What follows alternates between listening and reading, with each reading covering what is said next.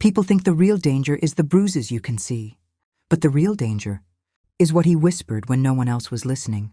The day I slipped that little powder into his coffee, I wasn't trying to kill him. I was trying to survive. My name is Margaret. And before I begin, I want you to understand something very important. Monsters don't always hide under beds. Sometimes they sleep beside you. I was 20 when I married. Harold, young enough to believe, the world ran on promises and pretty smiles. He courted me with flowers, laughter, and letters so sweet they could melt the coldest winter. When he looked at me, I felt chosen, treasured, safe. The day we said our vows, he squeezed my hand so tightly I winced. I told myself it was excitement, love, possession wrapped in affection. I was wrong, but it would take me decades to see it. The first time his voice snapped like a whip was 2 months after the wedding. I dropped a plate by accident. A simple mistake. Anyone else would have sighed, maybe cracked a joke. Harold didn't. He grabbed my wrist hard, as if the plate had shattered his pride.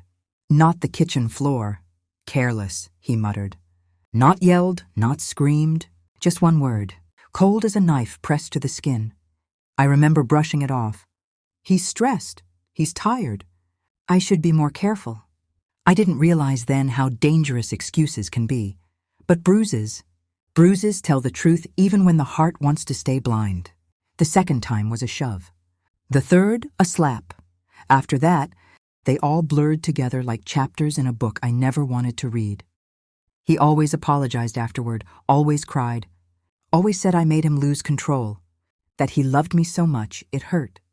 And I believed him, not because I was weak, but because I wanted so desperately to believe love could still save us both. Years passed, good days mixed with terrifying ones, like warm suns slipping behind violent storms.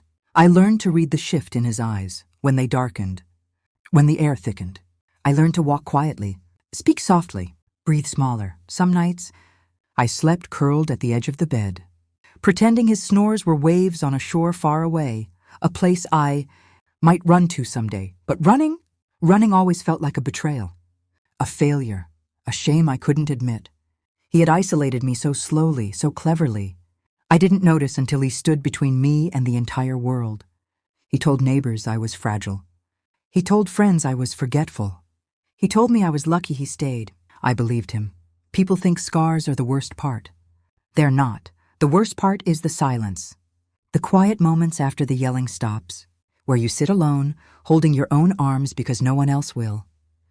But the moment everything changed came on a night I will never forget.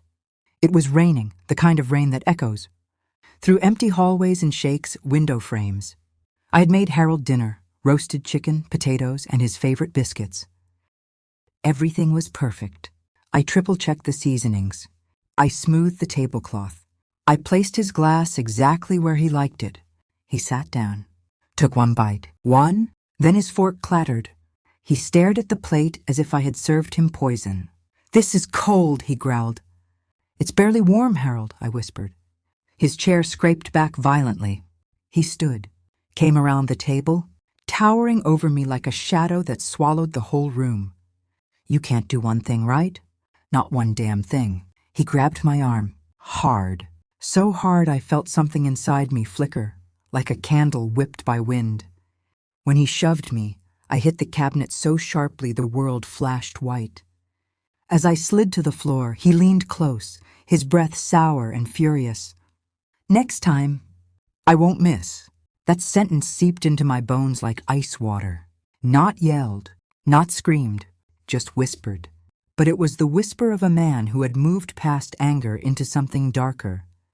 I stayed on the floor long after he left the room, my cheek pressed against the cold tile, my heartbeat pounding in my ears, my thoughts unraveling like loose threads. For the first time I felt certainty. Not fear. Fear had been my companion for decades. No, this was different. It was clarity. He was not going to stop. Not next year. Not next month. Not tomorrow. And if I didn't choose myself soon, there would come a day when choosing wouldn't be possible. I crawled to the bathroom mirror. The woman staring back at me was someone I barely recognized. Eyes hollow, shoulders hunched, breath trembling. Not a wife, not a partner, a prisoner, Something inside me shifted then, not broke. Shifted! People always ask when a woman finally decides to leave. They think it's one moment, one incident, one final straw. But the truth is, it's 1,000 small cuts, 1,000 quiet heartbreaks, 1,000 nights spent wondering if tomorrow will be worse. And on that rainy night, with Harold's threat still ringing in my ears, I finally realized, if I didn't run, one day he would bury me in the silence he'd created. And that realization, terrifying, heavy, and painfully overdue, was the seed of my escape. People imagine that when a woman decides to leave an abusive marriage, she stands tall, storms out, finds strength like a warrior in a movie. That is not how it happens. Not for me. The morning after Harold's threat, I woke before sunrise. My body ached from the shove, and a faint bruise had already bloomed across, my arm like a cruel signature of his anger. The house was quiet, too quiet. The kind of quiet that feels like the air is holding its breath, waiting for another storm. I sat in the kitchen, hands wrapped around a cup of tea I didn't drink. My fingers trembled. My chest felt tight. My thoughts kept circling, circling, circling. He's going to kill me one day. Not because he wants to, but because he won't stop. I knew this now. In a way I had never allowed myself to know before. The old clock on the wall ticked loudly, each second a reminder that time was moving, that life was slipping away while I sat trapped in fear. For 35 years, Harold had taken pieces of me, my confidence, my laughter, my dreams, my sense of safety. But sitting there in that cold kitchen, I realized something horrifying. He wasn't just taking from me. He was taking me, piece by piece, day by day. And if I didn't do something soon, there would be nothing left. My hands clasped the tea mug so tightly that my knuckles turned white. And there, in the stillness, a thought whispered through my mind, not loud, not desperate, not dramatic, just quiet, steady, clear. I want to live. Not survive, not endure, not get through another day. Live. I placed the cup down, stood, and walked toward the small cabinet where Harold kept his medicines. My fingers hesitated on the handle. My breath trembled. Was I really doing this? I wasn't planning murder, no. That wasn't who I was. Even after everything he'd done, I didn't have that kind of darkness in me. But I needed something, a way out, a way to stop him long enough for me to escape. I reached into the back corner, behind the bottles he never touched, and my hand closed around a small jar, calming herbal powder, strong enough to knock a grown man into a deep sleep. I stared at it for a long time, my heart hammered against my ribs like it was trying to warn me, or push me. I wasn't sure which. I carried the jar back to the kitchen and set it next to his coffee mug. Then I waited. The sky brightened. The house stirred. Harold's heavy footsteps thudded down the hallway. My hands didn't shake when I measured the powder. My breath didn't catch. There was no dramatic music, no rush of adrenaline, just stillness. A strange, steady stillness. Because deep down, beneath all the fear and hurt, I was done being hunted inside my own home. He entered the kitchen, hair messy, face already twisted with irritation about nothing. That was the thing about Harold. He didn't need a reason to be cruel. He just needed a mood. Breakfast, he said sharply. Not a question, a command. I nodded, keeping my eyes low. Meek, small, predictable. Just how he liked me. I poured his coffee, stirred gently, then placed the cup in front of him. He didn't say thank you. He never did. He took a long sip. Another. I turned away quickly so he wouldn't see the flicker of emotion on my face. Guilt? Fear? Relief? I didn't know. After a few minutes, I heard him set the cup down. Then, "Coffee's stronger today." I froze. The air felt thick. My pulse pounded in my ears. I kept my voice steady. "Oh?" I must have added a little too much. He grunted another sip, then stood to leave. I watched closely, not because I wanted him to suffer, but because I needed him to sleep. Needed time. Needed space. Within 20 minutes, I heard him stumble in the hallway. A dull thud, a groan, then silence. My knees nearly buckled. I gripped the counter to steady myself. It was working. I walked down the hall slowly, cautiously. He was slumped on the floor, breathing heavily but unconscious. His chest rose and fell steady. He wasn't hurt, just asleep, deeply, deeply asleep. My plan was simple. Grab my bag, waltz down the road, go to Mrs. Henderson's house, my old friend who lived 2 miles away. She had always suspected something. She had always said I could come to her if things ever got bad. Things were bad, but as I stood over him, something shifted in me again. For the first time in decades, I wasn't afraid. Not frozen, not shrinking. I was standing straight. He couldn't yell. He couldn't grab me. He couldn't twist my arm or shove me into walls. Not today, not this moment. And for the first time, the house felt quiet, peaceful. Still, I walked to the bedroom, took my suitcase from the closet, and began to pack. Not hurriedly, not frantically, carefully, calmly, with the deliberate motions of a woman reclaiming her life. A dress, a sweater, photos of my daughter, my mother's necklace, a few memories worth keeping. Every item felt like a goodbye to the woman I had been forced to become, a goodbye to the life that had caged me. By the time I zipped the suitcase closed, my heart no longer raced. Because for the first time since I was 20 years old, I had a way out, or so I thought. I didn't know then, not yet, that the powder I slipped into his coffee would unlock a chain of events far more dangerous than anything Harold had ever done. Leaving should have been simple. I should have picked up my suitcase, walked out the door, and never looked back. But the moment I stepped into the hallway, past Harold's unconscious body, something inside me stopped. Not fear, not guilt, something else. Curiosity, a quiet voice inside whispered. What has he been hiding all these years? Abusers are never just violent. They are secretive, controlling, always keeping something just out of sight. And for decades, Harold had been like a locked room in a burning house, dangerous, sealed, forbidden. But today, he was unconscious. Today, the door was open. I walked toward our bedroom, slippers soft against the old wooden floor. The morning sunlight crept through the curtains, stretching long shadows across the room. My heart thudded a steady beat in my chest as I approached Harold's dresser. The top left drawer was always locked. Always. If I even glanced at it while cleaning, he would snap, "That's my drawer. You stay out of it." For 35 years, I obeyed. But not today. Today, I slid the metal key he kept on his nightstand into the lock. It clicked. A simple, ordinary sound. But to me, it felt like a door opening inside my life. I pulled the drawer open slowly. Inside were stacks of paper, envelopes, receipts, and a small worn leather journal tied with string. The sight of that journal made my stomach tighten. My trembling fingers untied the string and flipped it open. What I read, I still feel my hands shaking as I remember it. Entry number 14, 1994. She made dinner late again. I had to teach her. Teach me? A cold shiver ran down my back. Entry to 22, 1997. She cried after I raised my voice. She's becoming too soft. Maybe I should be harder on her. My breath hitched. Entry number 39, 2002. Her mother asked about her bruises. I told her she's clumsy. Why does she always need attention? Tears blurred my vision.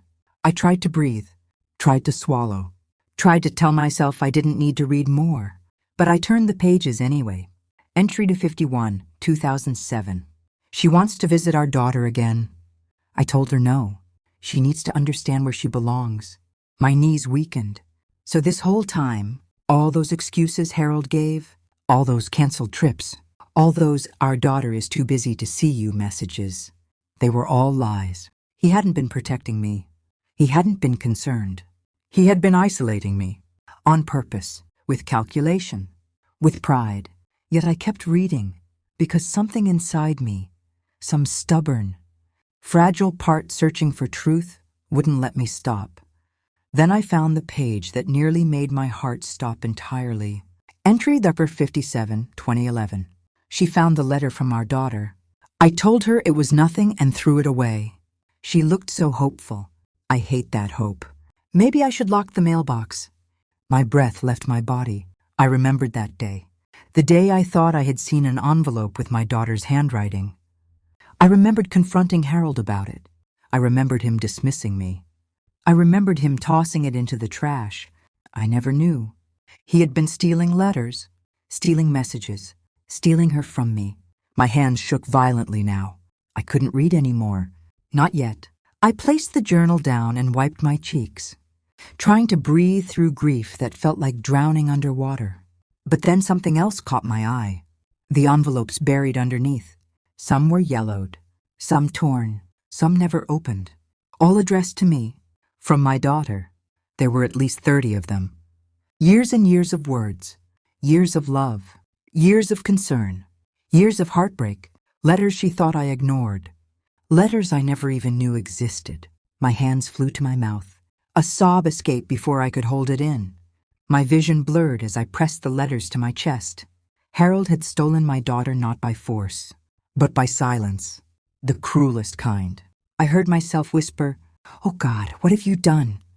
My legs gave out and I sank to the floor beside the open drawer, surrounded by decades of secrets. Every letter felt like a wound. Every journal entry felt like a confession, like a map of every cruelty he had ever inflicted. He had isolated me, controlled me, documented it like he was proud. My grief twisted into something else. Not vengeance, not hatred, something heavier. A deep, aching sorrow for the life I never got to live, for the years I lost, for the daughter I lost contact with, for the woman I might have been if fear hadn't been my daily companion. I wiped my tears and forced myself to breathe steadily. Then the quiet house was pierced by a sudden sound. A groan. Harold, waking up.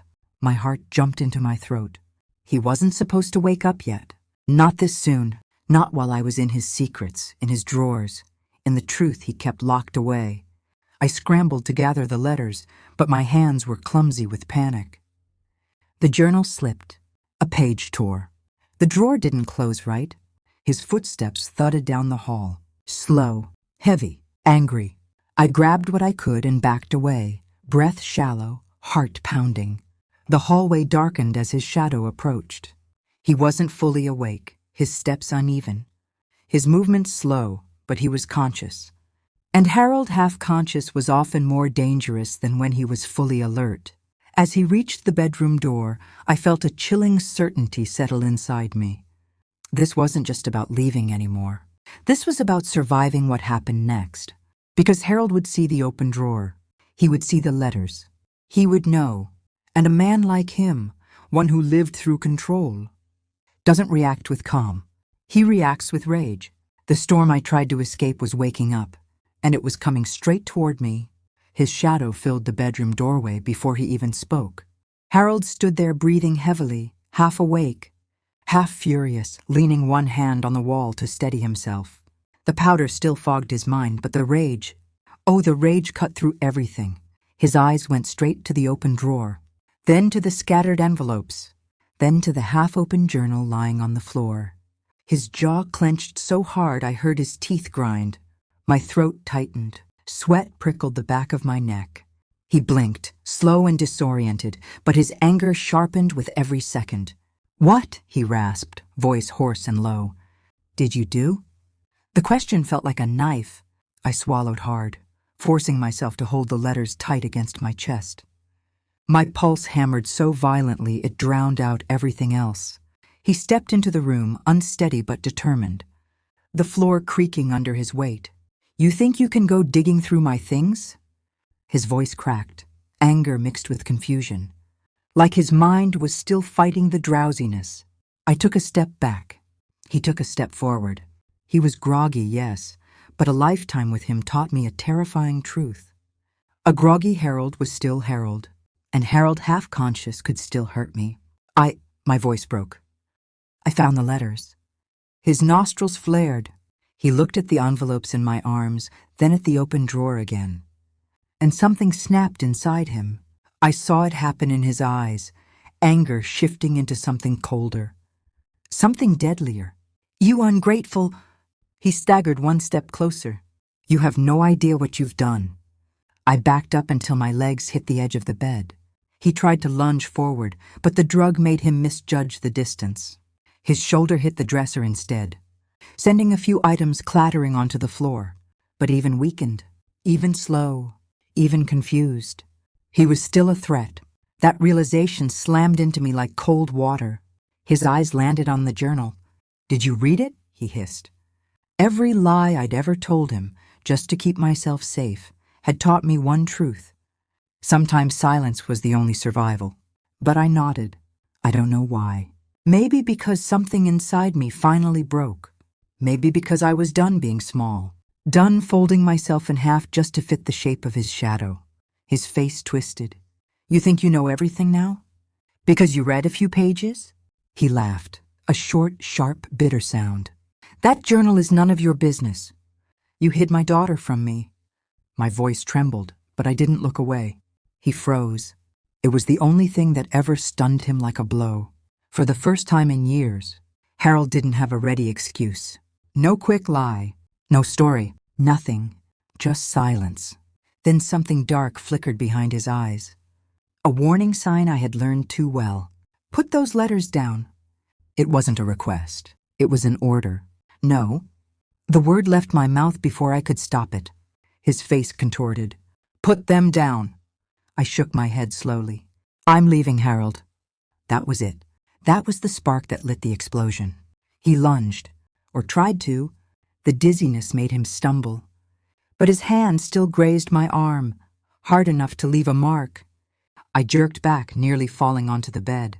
The letters spilled across the floor like broken wings. He roared, an animal sound, primal and ugly. "You think you can walk out after what you just did?"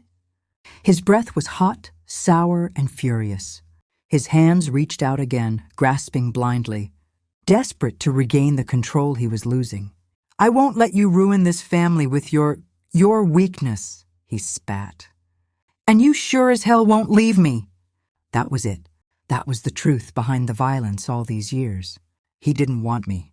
He didn't love me. He didn't cherish me. He owned me. In his mind, I was his possession. "I'm not yours," I whispered, voice trembling. "Not anymore." The drug dragged him down. His knees buckled.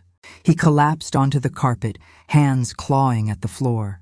But even then, even on the ground, he tried to pull himself toward me. A lifetime of habit made me step back until my spine pressed against the wall. He reached for my ankle, fingers brushing my skin. I jerked away. He growled like a wounded animal. "Come back here," he slurred. "You're not going anywhere." But his body finally gave in. His arms went limp. His head dropped. He wasn't unconscious. But he wasn't able to stand either. Sweat beaded across his forehead. His breathing grew ragged. He glared up at me with a hatred so sharp it felt like a blade. "This isn't over," he whispered. I believed him, completely. I grabbed every letter I could, my suitcase, my coat. Every step toward the front door felt like walking through fire, but I kept going. The house behind me echoed with his muffled shouting, his fists weakly hitting the floor. But I didn't look back, not even once. When I stepped outside, the cold air wrapped around me like a shock. A reminder. I was still alive, but as I walked down the dirt road, letters shaking in my hands, one thought grew darker and darker in my mind. If Harold woke up fully, he'd come after me, and there was something even worse. Something I didn't understand yet, written in the final journal entry I hadn't had time to read. "If she ever leaves, I have a plan." I didn't stop walking until my legs ached and the cold wind bit into my skin. Only then did I dare to look back, just once. Harold's house stood far behind me, small in the distance, but even from there, it felt like it was breathing, watching, waiting. I tightened my grip on my suitcase and the stack of rescued letters. My whole body trembled, not just from the cold, but from the realization. I had finally escaped, but I had also awakened something dangerous. Mrs. Henderson's house appeared at the curve of the road, a warm yellow glow spilling from her windows. I hadn't seen her in months. Harold rarely allowed me to leave the house without him. I walked up the steps slowly, breath shaking, then knocked with the last strength I had left. The door opened almost instantly. "Lord have mercy," she whispered. "What happened to you?" I must have looked like I had crawled through a battlefield. Sweat, tears, bruises, the letters pressed against my chest like armor. I need help," I finally whispered. She didn't hesitate. She pulled me inside, wrapped me in a blanket, sat me on her sofa, and placed warm tea in my hands. But when she finally asked, "Where's Harold?" I froze. How do you explain the years of bruises? The stolen letters? The journal entries? The morning you drugged your husband just to survive long enough to breathe? "I left him," I said softly. Her eyes widened, not in shock, but in relief. "Good," she whispered. I stared at her. "You knew?" She lowered her gaze. "I suspected. I tried to check on you, but Harold always said you were resting. Or sick, or not home." Tears stung my eyes again. So many people had seen pieces of my suffering. So many had sensed the darkness. Yet none of them could save me because I kept lying for him. Because I was afraid to tell the truth. I told her everything, the fight, the journal, the letters he'd stolen from my daughter. She listened, jaw tight, hands wringing. When I finished, she said, "You can stay here, for as long as you need." For the first time in decades, I felt safe. But safety didn't last. Not in my life. I had barely set my suitcase down when the envelope slipped from the pile and fluttered onto the floor. It wasn't from my daughter. The handwriting was different, sharper, masculine. My breath caught. The envelope was addressed to Harold, but the return name made my blood run cold. From C.W. Sanders, attorney at law. My hands trembled violently as I tore it open. Inside was a single sheet of paper, a legal document, a will revision. My heart pounded as I read the lines. "Mr. Harold Whitmore, this is confirmation that the updated beneficiary arrangement has been processed as instructed. Should your spouse leave the marriage or become incapacitated, your daughter Emma Whitmore will not be entitled to any portion of the estate. The full inheritance will remain under your direct control." My vision blurred. Another document was attached. Power of attorney. Full medical decision-making rights for Harold Whitmore. In the event of emergency, to be granted to an unnamed secondary party, pending signature. Unnamed. Unfinished. Pending. But why? Why would Harold need a secondary person to make decisions for him? Why would he cut Emma out completely? And why hadn't he told me any of this? Before I could process it, before my brain could form a single answer. Knock, knock, knock. 3 slow, heavy knocks at the door. Mrs. Henderson froze mid-step. My heart stopped. It was 10:47 p.m. Nobody knocked at that hour. Not in our small, sleepy neighborhood. The knocks came again. Slower this time. Deliberate. A cold warning in each one. Mrs. Henderson whispered, "Stay there," and crept toward the window. But I already knew. I felt it in my bones. Danger had found me. She peeked through the curtain and gasped. "Oh God," she breathed. "It's him." My chest tightened so sharply I thought I might collapse. Harold. He was standing outside, swaying slightly, leaning on the porch rail for balance, but not unconscious, not weak, awake, alert. His eyes were fixed on the door with an expression I had never seen on him before. Not rage, not confusion, not disorientation. Intent. He lifted his hand and knocked again. "Open up," he rasped, voice slurred but unmistakable. "We need to talk." Mrs. Henderson backed away from the door, shaking. "He shouldn't even be awake," I whispered. "He should have slept for hours." "He must have realized something was wrong," she whispered back, and forced himself awake. My heartbeat thudded painfully in my chest. "Open the door." His voice cracked, raw and ragged. "I know she's in there." I clutched the letters tighter, nails digging into the envelopes. The porch light flickered behind him. His shadow stretched across the window. He didn't look confused anymore. He didn't look groggy. He looked like a man with a plan, a man who had found the one thing he feared most. Me, with the truth. And then, as if the night hadn't already twisted enough, I saw something glint in his hand, a thin metallic shape reflecting the porch light. My breath caught. A key. Not to Mrs. Henderson's house, to ours, to the safe, to the box he'd kept hidden for years. And that's when I realized he hadn't come here for me. He had come to finish whatever plan he had started. And I was standing between him and his final secret, the darkest night before the court. I barely slept. I don't think I even blinked. I sat at the edge of the bed, clutching my shaking hands, staring at the doorway like something monstrous could step through it at any moment. His final words kept replaying over and over. Your sister's death wasn't an accident. And I knew her. By dawn, I wasn't sure if the numbness in my chest was terror or grief. Maybe both. A knock that wasn't a knock. At exactly 6:12 a.m., the bedroom door creaked open. He didn't wait for permission. He never did. He leaned against the frame, arms crossed. He looked rested, calm, almost cheerful. Morning, he said softly. I didn't answer. He stepped inside, closing the door behind him. Long night, he teased. I stayed silent. His eyes lingered on me for a moment before he sighed, like my fear irritated him. We have a busy day, he said. We're going somewhere. My breath hitched. Where? You'll find out. He walked over and placed something on the bed beside me. A phone. Not mine. His. Locked. Muted. He watched my reaction carefully. Detective Hale called twice, he said. My heart lurched painfully.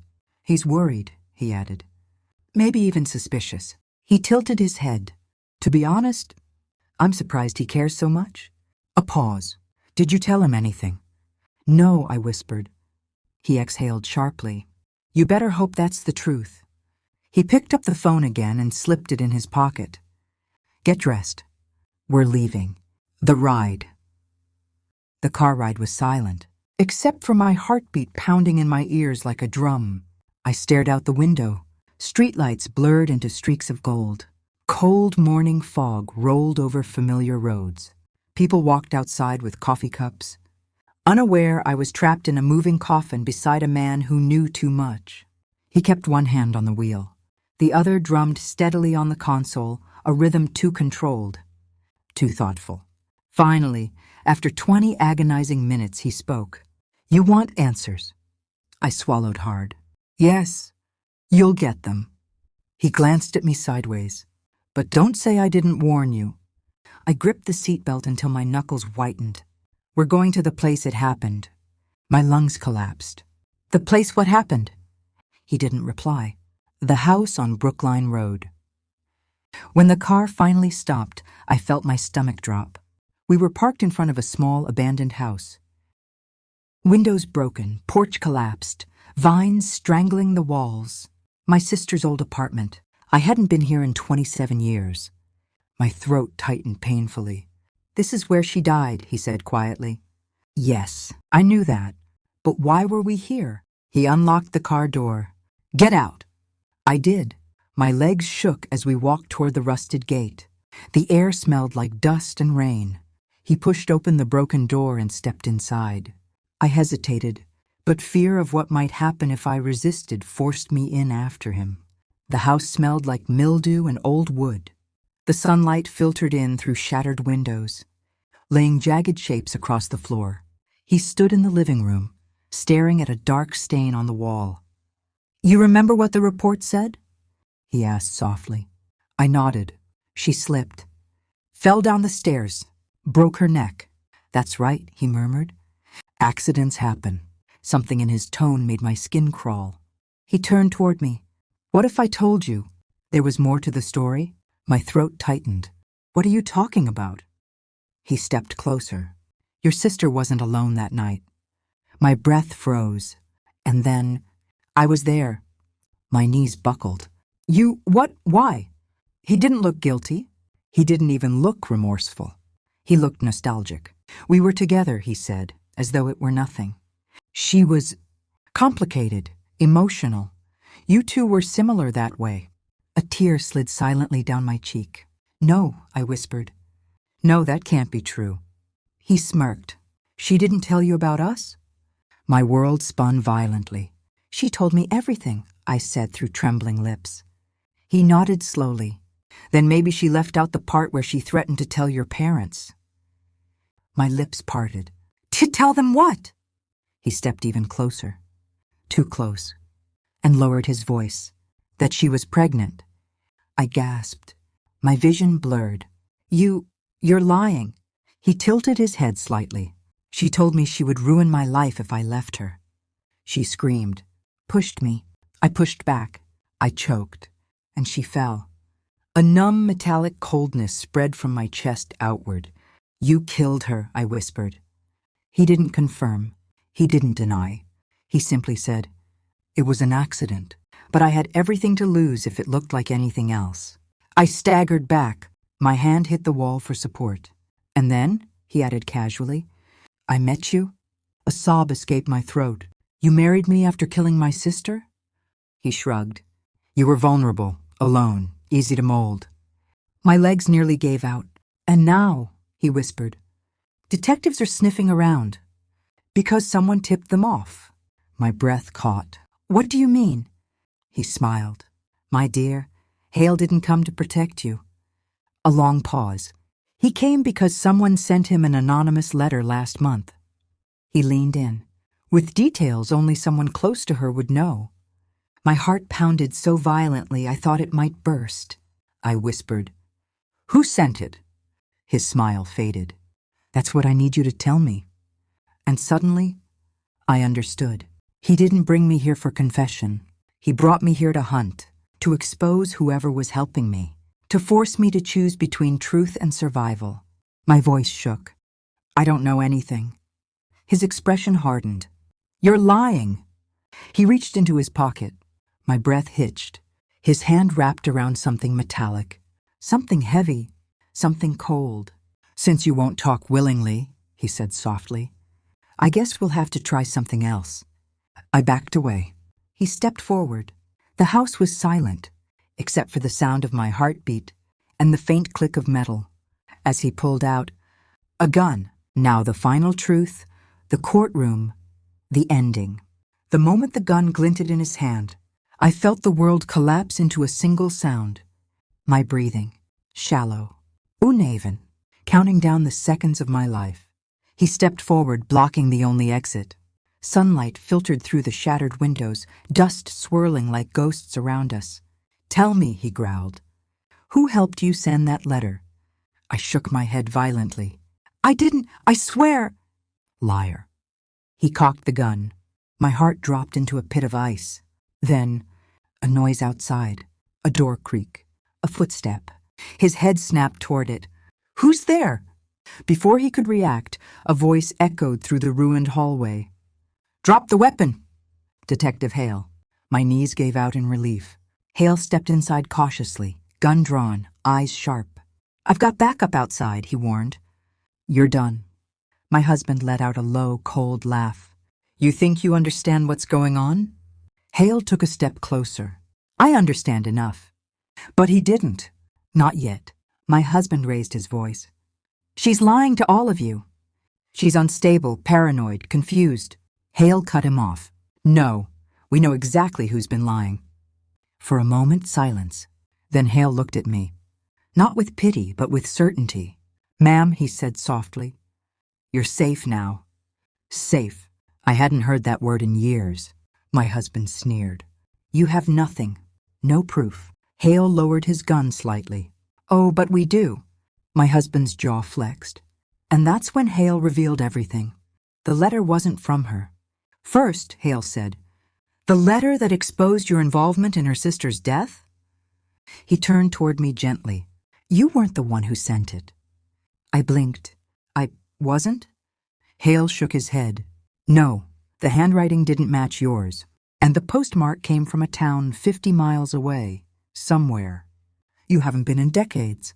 My husband's face drained of color. Who sent it? He demanded. If not her?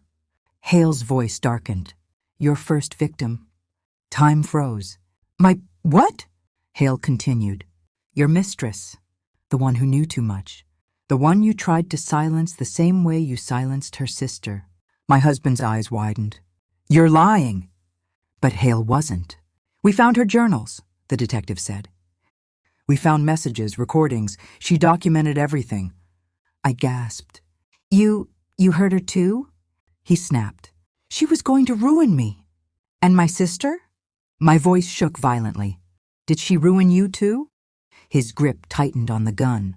That was different. No, Hale said. It was the same pattern. Same manipulation. Same violence. Same ending. My husband roared and pointed the gun back at Hale. But the detective didn't flinch.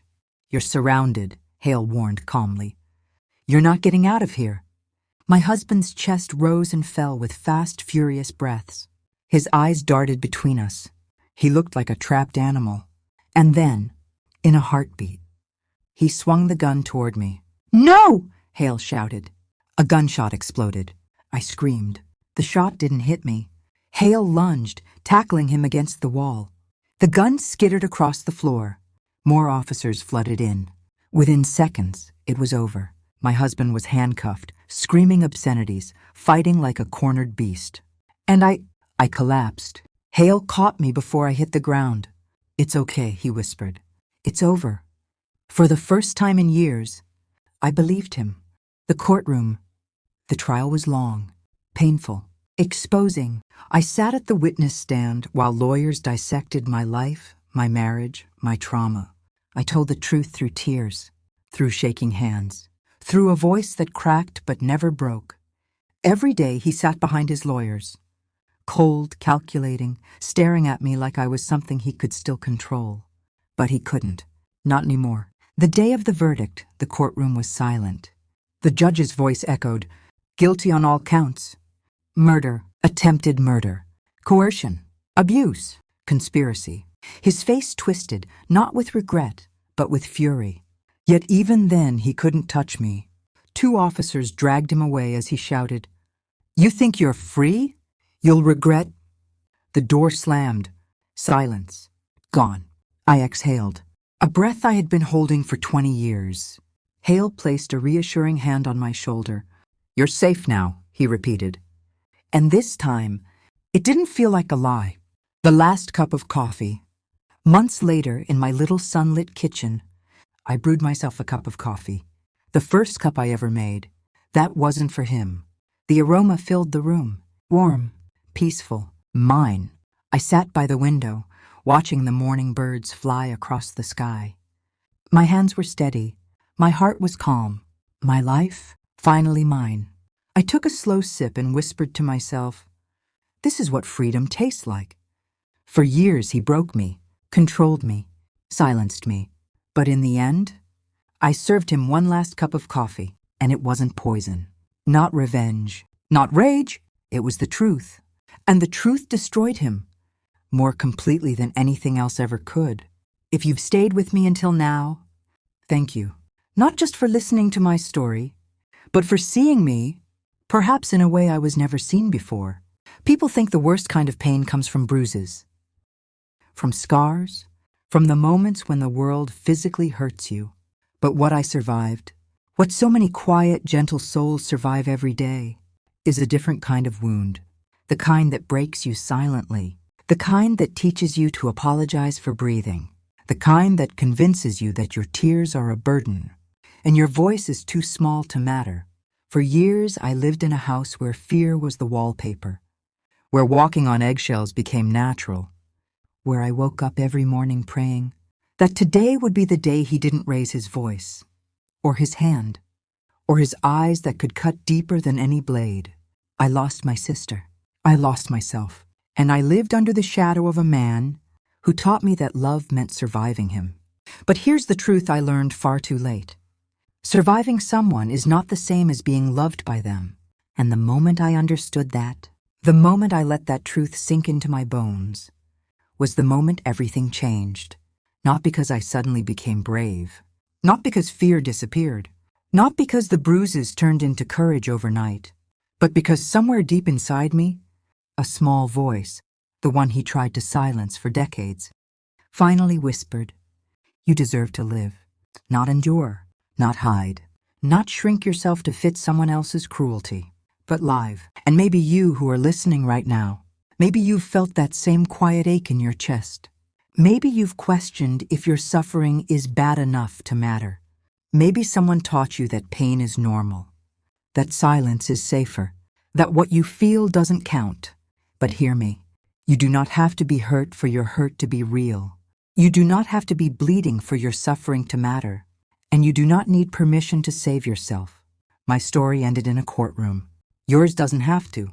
Your freedom can start with a whisper, a phone call, a step outside the door, a moment of choosing yourself after years of forgetting you existed. If there's one thing I want you to carry with you, one thing I want to leave gently in your hands, it's this. The moment you choose yourself, your whole life begins again. Healing isn't quick. Freedom isn't easy. Justice isn't perfect. But peace is real. Peace is possible. And peace is waiting for you the moment you decide that your story doesn't end in fear.